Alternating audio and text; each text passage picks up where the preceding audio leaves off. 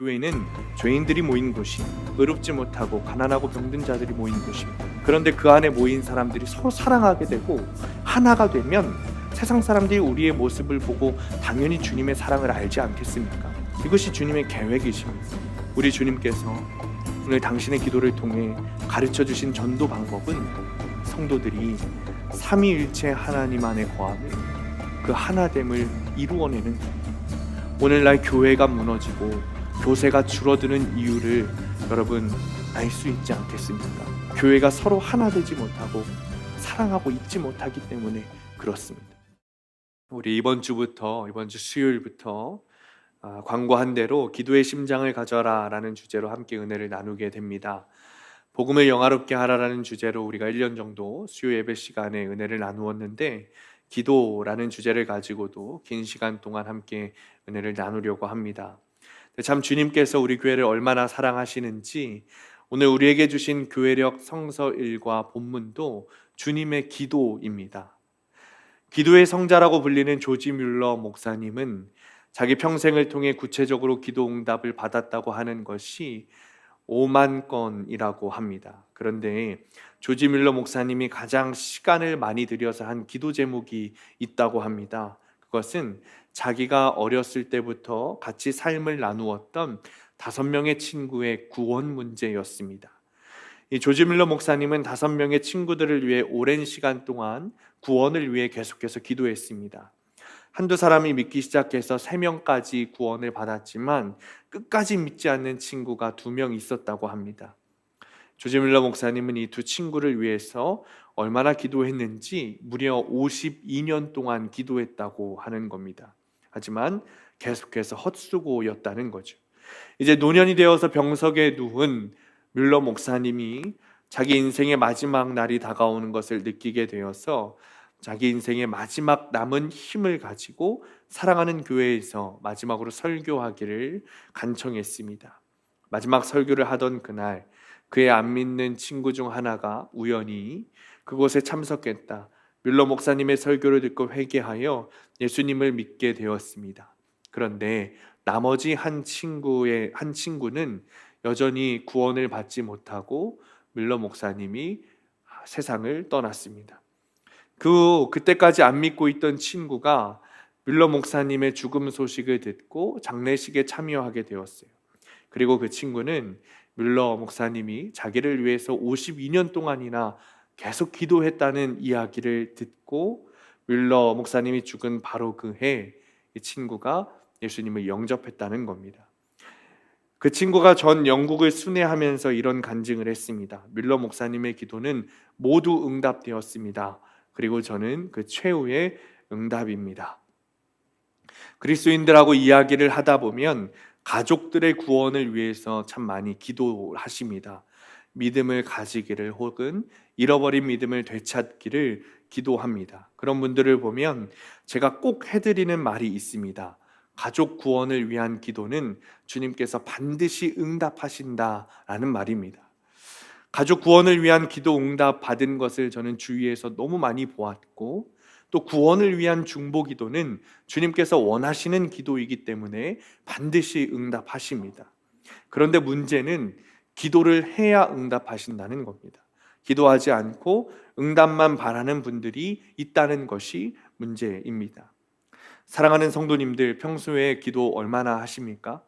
현대의 삶이 너무나 바쁘다 보니까 조용히 기도할 시간이 없고 또 그런 시간을 갖기가 힘든 것이 사실입니다. 많은 그리스도인들이 기도 시간을 갖지 않은 채 살아갑니다. 기도하지 않고 살아도 큰 문제가 없다고 생각합니다. 그리고 더 큰 문제는 기도 없는 삶에 너무 익숙해졌다는 겁니다. 그런 상태에서 다시 기도의 자리로 나오는 것은 참 어려운 일입니다. 그런데 예수님은 기도의 사람이셨습니다. 세례받고 성령이 임할 때 주님은 기도하고 계셨고, 예수님은 습관적으로 기도하고 계셨습니다. 주기도문을 통해서 제자들에게 기도를 가르쳐 주셨고, 겟세마네 동산에서는 땀이 핏방울이 되기까지 기도하셨습니다. 예수님이 기도하시는 모습을 보면 주님은 도대체 무엇을 기도하실까 그런 궁금증이 생기기도 합니다. 그런 궁금증이 생기는 이유는 우리 안에 이런 마음이 있기 때문인 것 같아요. 예수님께서 기도하실 필요가 있을까? 예수님은 기도하지 않으셔도 원하기만 하면 모든 것을 다 하실 수 있는 분은 아닌가 라는 마음이 우리 안에 있기 때문에 그렇습니다. 그러나 예수님께서는 당신이 기도하심을 통해 예수님 역시 우리와 완전히 동일한 참된 인간이심을 가르쳐 주셨습니다. 그리고 예수님께서 신성으로만 계셨다면 기도하실 필요가 전혀 없으셨을 거예요. 그러나 예수님은 하나님께서 기도하시면서 모든 것을 다 받으셨는데 그냥 자동으로 받은 것이 아니라 기도하면서 받으셨다는 겁니다. 예수님이 기도하셨다는 사실은 우리 성도들에게 아주 큰 격려가 됩니다. 예수님도 기도하셨는데 죄중에 있는 우리가 기도하는 것은 당연한 것이기 때문입니다. 뿐만 아니라 예수님이 드리신 기도는 여러분 반드시 성취됐습니다. 그러므로 우리도 주님께서 드리셨던 그 기도를 동일하게 기도한다면 우리의 기도 역시 반드시 응답받게 될 것입니다. 그러니 우리가 주님께서 어떻게 무엇을 기도해야 하셨는지 알 필요가 있는 거죠. 오늘 본문은 예수님의 유언 기도입니다. 우리가 읽은 20절부터 26절까지 뿐만 아니라 요한복음 17장 전체가 예수님의 기도입니다. 1절부터 5절까지는 예수님 당신을 위한 기도를 하셨고 6절부터 19절까지는 당시에 남아있던 제자들을 위한 기도였습니다. 그리고 20절부터 26절 오늘 읽은 우리의 본문은 후에 있을 제자들을 위해 기도하신 거죠. 아마도 오늘 읽은 본문의 내용이 오늘을 살아가는 우리에게 직접적으로 적용되는 기도일 겁니다.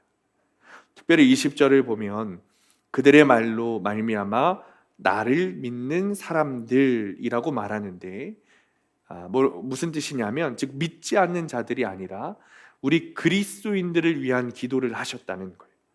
그리고 이 본문의 기도를 단 한 문장으로 요약하자면 교회가 하나 되면 세상이 예수님의 사랑을 알게 될 것이다 라는 겁니다. 21절 말씀입니다. 아버지여 아버지께서 내 안에 내가 아버지 안에 있는 것 같이 그들도 다 하나가 되어 우리 안에 있게 하사 세상으로 아버지께서 나를 보내신 것을 믿게 하옵소서. 부활절기 마지막 주인 오늘 예수님의 부활을 기억하고 부활 인생, 부활 신앙을 살아갈 우리에게 주님께서는 한 번 더 강조하며 말씀하셨습니다. 하나가 되어라, 사랑하라 말씀하셨어요. 심지어 오늘 말씀은 우리를 위한 명령을 넘어서서 하늘에 계신 아버지 하나님께 간청하며 올려드리는 기도였습니다. 우리가 정말 하나 되기를 바라시면서 우리 주님께서 요구하시고 명령하시는 것뿐만 아니라 꼭 그렇게 되기를, 하나 되기를 우리 하늘 아버지께 간청하며 기도하시는 거예요. 예수님께서 친히 우리를 위하여 교회와 성도를 위하여 기도하시는 거예요. 중보기도 하시는 겁니다. 그 이유는 주님 안에서 하나가 되어야 진정한 교회가 될 수 있기 때문에 그렇습니다. 그리고 하나가 되어야 온전한 복음의 통로가 될 수 있기 때문에 그렇습니다.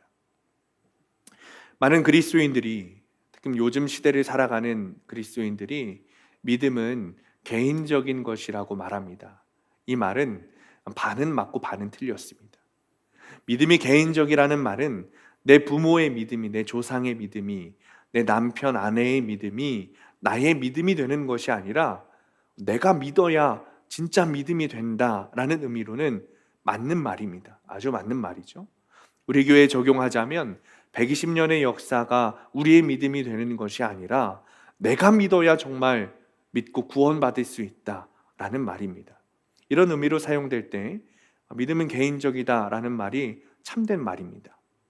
그러나 믿음은 공동체적이기도 합니다. 믿음은 우리를 하나 되게 하기 때문에 그렇습니다. 방금 읽은 21절 말씀을 보면 주님께서 이렇게 기도하셨습니다. 아버지여, 아버지께서 내 안에, 내가 아버지 안에 있는 것 같이 그들도 다 하나가 되어 우리 안에 있게 하사. 그러니까 주님께서 하나님 안에 계시고 하나님께서 예수님 안에 계시듯이 우리도 주님 안에 있어 하나가 된다는 것입니다. 그도 그럴 것이 여러분 우리 주님은 한 분이십니다. 두 분, 세 분, 네 분이 아니에요. 그리스 로마 신화처럼 또는 타 종교처럼 막 50명, 100명 되는 것이 아닙니다. 오직 한 분이십니다. 그러니 즉 믿는 자들이 우리 주님 한 분 안에 계시니 여러분 공동체가 되는 것이 당연하지 않겠습니까? 어르신들 이런 이야기 많이 하시는 거 제가 들었습니다. 옛날에는 어려울 때 작은 집에 6남매, 7남매, 많게는 뭐 10남매까지 옹기종기 모여 살 때는 동기간끼리 참 우애도 좋고 참 재밌게 살았다. 근데 지금은 따로따로 잘 먹고 잘 사니까 어떻게 사는지 잘 모르겠다는 겁니다. 그러면서 아무리 작은 집에서 아웅다웅 살아도 그때가 좋았다라는 말들을 많이 하십니다. 말씀 준비하면서 재밌는 글을 하나 읽었습니다. 한 성도가 천국에 갔는데 그곳에 가니까 천국에 모인 그리스도인들이 자기 성경 몇 번 읽었는지 자랑들을 그렇게 하더라는 겁니다. 근데 천국에 가니까 100번 정도 읽은 사람은 읽은 것도 축에 못 낀다는 거예요. 한 200번 읽은 사람은 이제 좀 성경 이해하겠구나 뭐 싶다는 겁니다. 그리고 300번 읽은 사람이 천사들하고 성경 인물 빙고를 했는데 져 가지고 망신살을 당했다는 겁니다. 그리고 한 600번 읽은 사람이 예수님 앞에서 성경을 읽는데 성경을 외우는데 한 토시 틀리니까 예수님께서 그렇게 혼을 내셨다는 거예요. 그런데 어느 날 갑자기 예수님께서 크게 웃으시면서 너가 정말 성경을 잘하는구나 하면서 칭찬을 하시더라는 겁니다.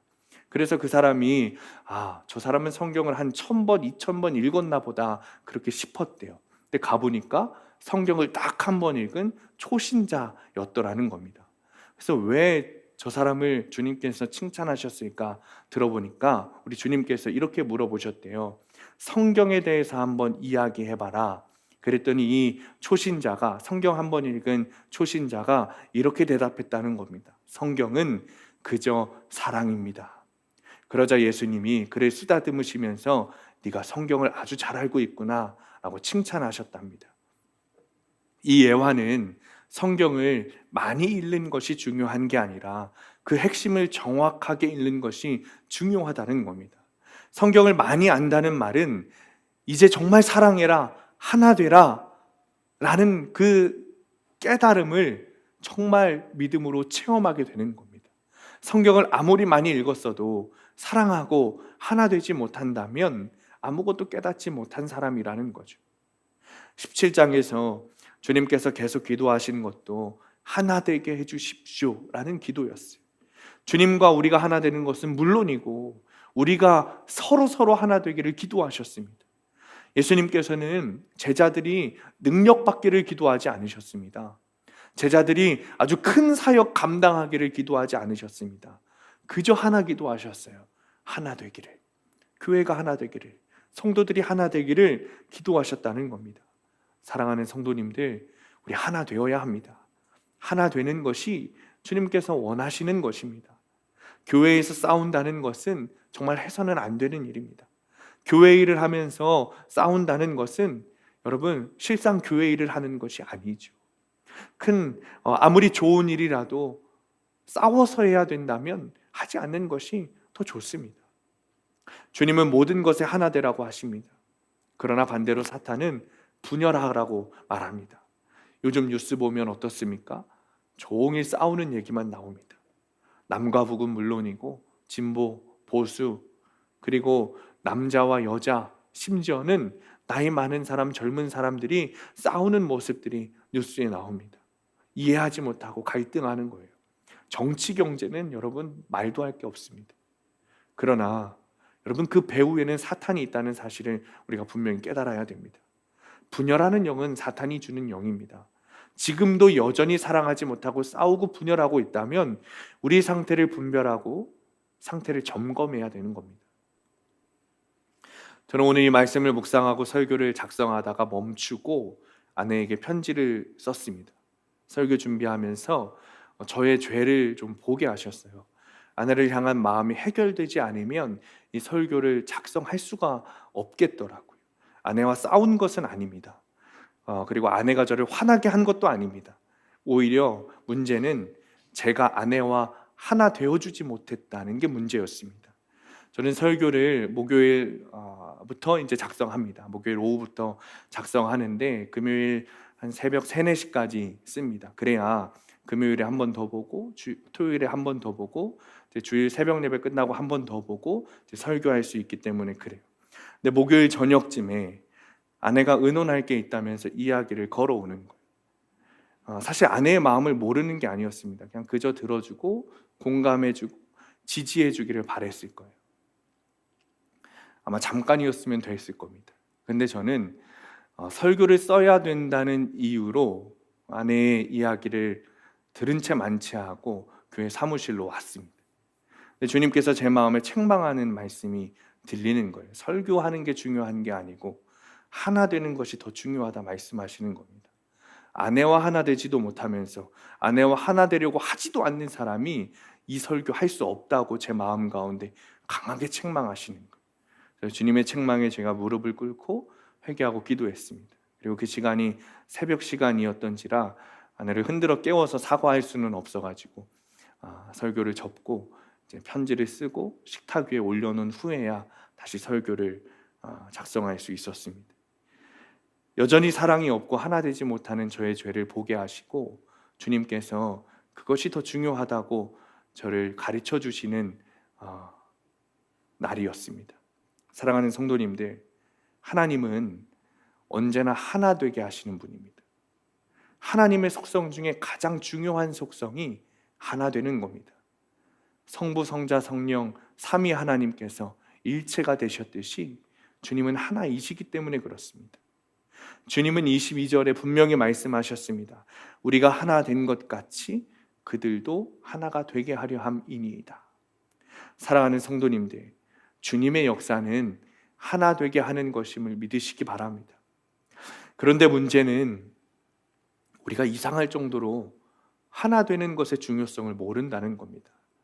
슈바이처 박사가 이런 유명한 말을 했습니다. 이단 말하는데 가장 무서운 이단이 무엇인 줄 아느냐?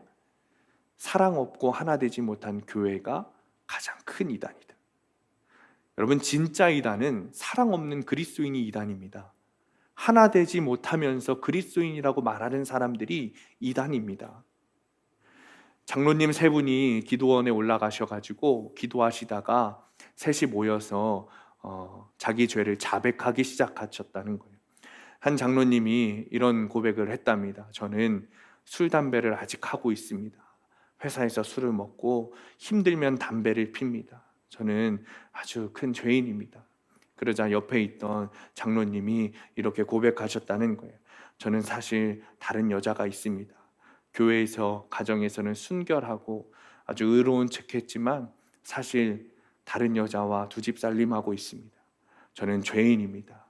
이 2분 장로님이 눈물로 죄를 자백하셨답니다.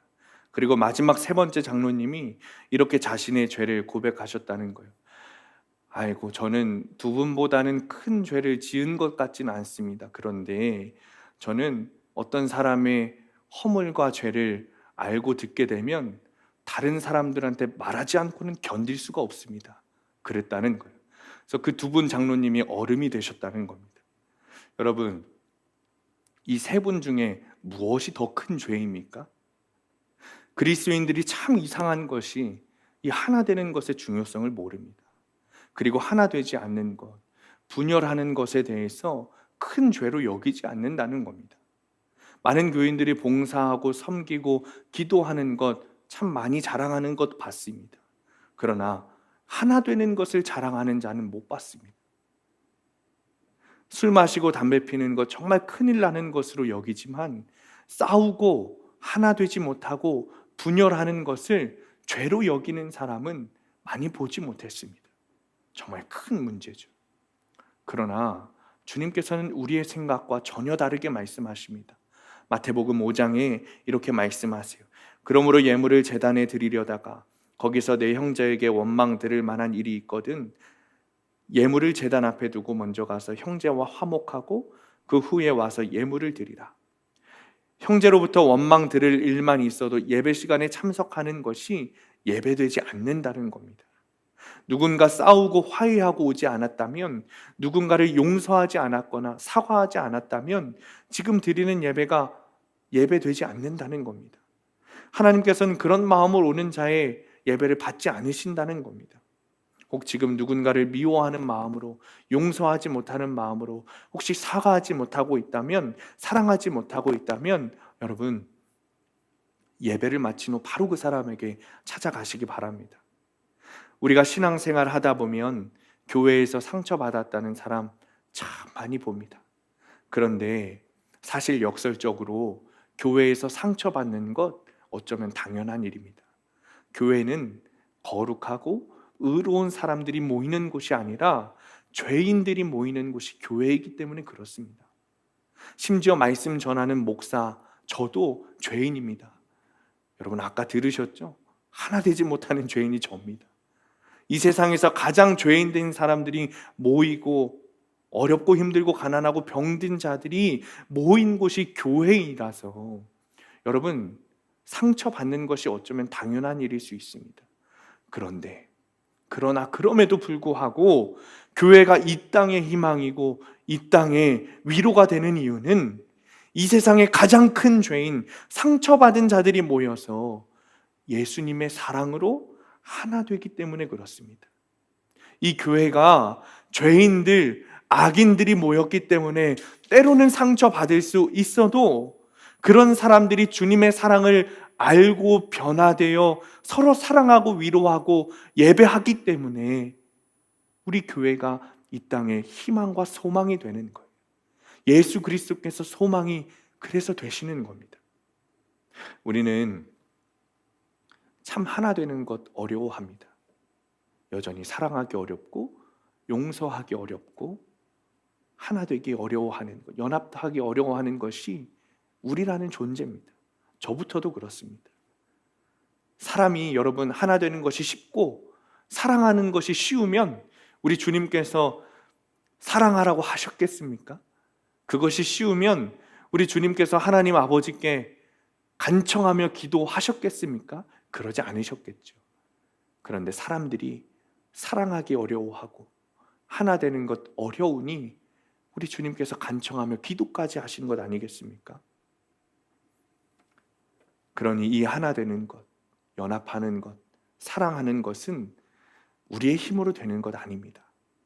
우리가 하나 되려면 예수님께서 우리 하나 되게 하신다는 사실을 믿어야 되는 겁니다. 22절에 보면 내게 주신 영광을 내가 그들에게 주었사오니 이는 우리가 하나가 된 것 같이 그들도 하나가 되게 하려 함이니이다. 예수님께서는 하나 되라 기도하지 않으시고 하나가 되게 하신다 기도하셨습니다. 이미 그렇게 하셨고 하시리라 믿는 것입니다. 저번 주 수요일에 말씀 전해주신 강봉구 목사님이 이런 말씀하셨어요. 그리스도인이 세상 사람들과 다른 것은 사랑을 가슴으로만 하지 않는다는 겁니다. 믿음으로도 한다는 겁니다.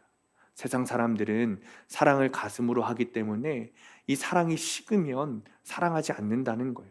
그리고 사랑하지 않는 것을 이상하게 여기지 않는다는 겁니다. 그러나 그리스도인들은 다르다는 겁니다. 그리스도인이 사랑하는 것은 사랑되지 않을 때 가만히 있는 것이 아니라 예수님께서 주신 말씀에 사랑하라 하셨으니 사랑하게 된다는 거예요. 그 말씀을 보고서라도 내가 사랑해야 되는 거구나, 사랑해야 하는 거구나 라는 것으로 믿고 믿음으로 사랑한다는 겁니다. 하나가 되려고 한다는 거예요. 주님께서 이미 우리에게 주신 복이고 이미 십자가에서 예수님께 우리를 통해 놀랍도록 이루어 주신 것입니다. 하나가 된다는 것은 여러분 획일적인 연합을 의미하는 게 아닙니다.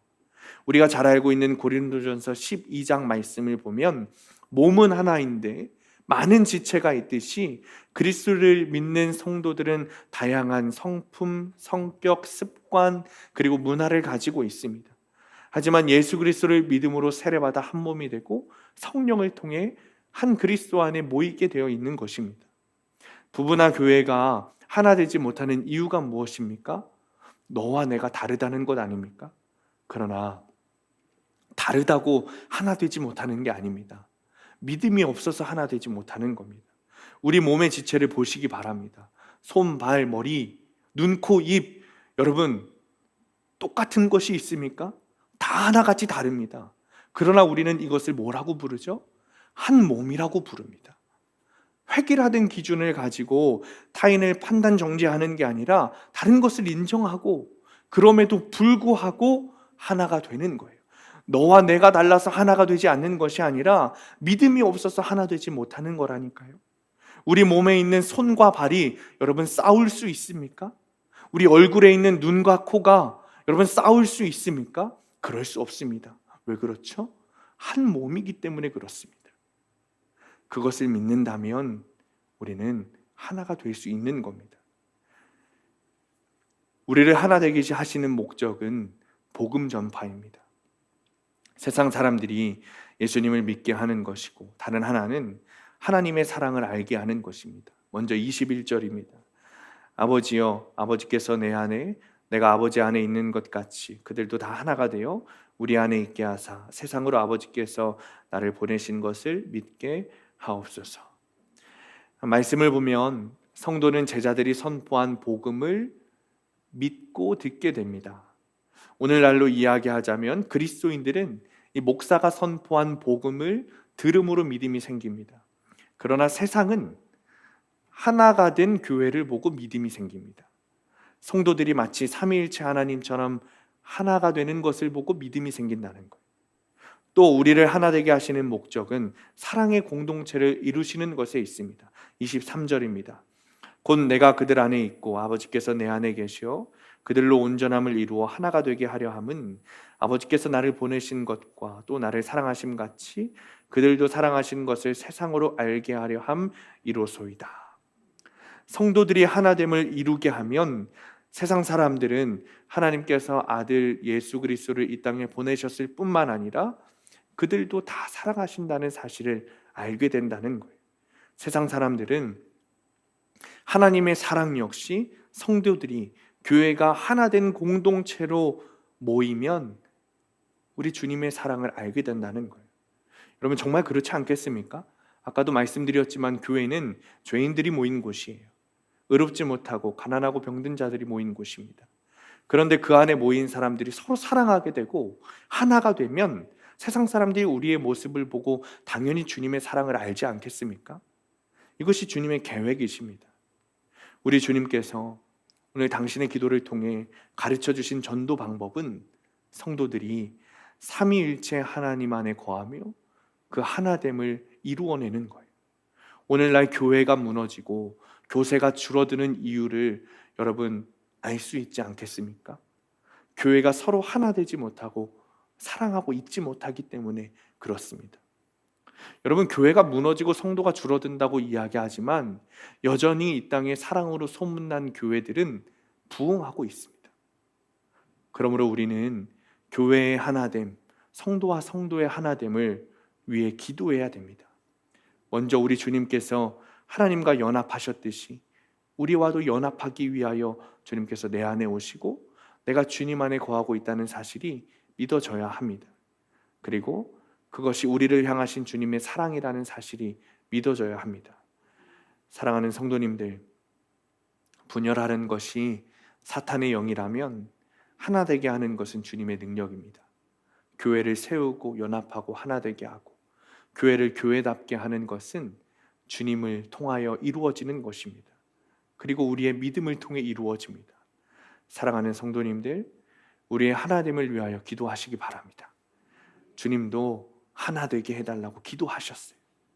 오늘도 주님 안에 거하시고 동행하시며 우리의 믿음을 통해 주님 안에서 우리를 하나 되게 하시고 교회를 교회되게, 성도를 성도되게, 예배를 예배되게 하시며 하나 되게 하여 주시겠다 결단하며 말씀하신 그 기도를 믿으며 살아가는 한 주간 되시기를 간절히 축원합니다.